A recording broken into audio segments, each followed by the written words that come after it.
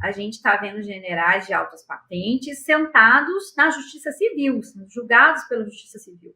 Essa foi uma decisão do Alexandre de Moraes lá atrás, de puxar tudo para o mesmo processo.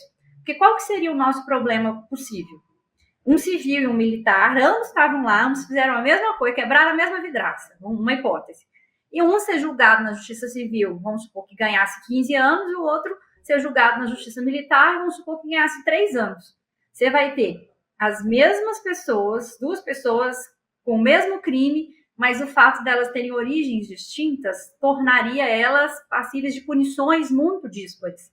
Então, quando ele chama tudo para a Justiça Civil, isso é um grande salto.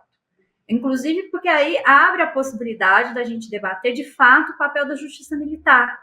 Tem muitas dúvidas assim e discussões no sentido de se é pertinente ou não uma justiça militar em tempos de paz.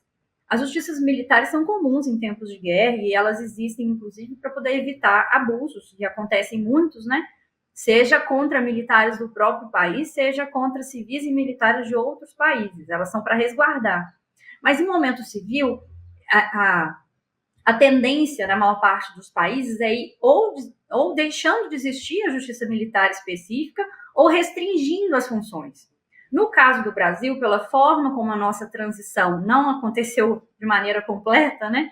Ela foi muito lenta, gradual e segurada por eles, no sentido do controle mesmo militar sobre o processo de transição depois de 64, eles garantiram para si uma justiça militar grande e robusta, que julga, inclusive, crimes de civis.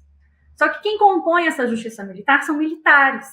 E aí a gente volta na sua primeira pergunta, que você perguntou o que eles têm de diferente, né? E eu falei sobre o espírito de corpo. É uma justiça que são militares julgando militares. Então, todos eles são partes de uma mesma família. Então, algumas vezes da mesma família, literalmente, assim, pais, avós, tios, né?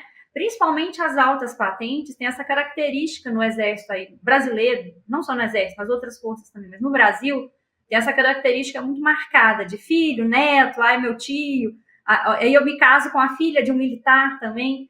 Então tem uma característica muito forte, principalmente nas altas patentes, de endogenia, de ficar só entre si.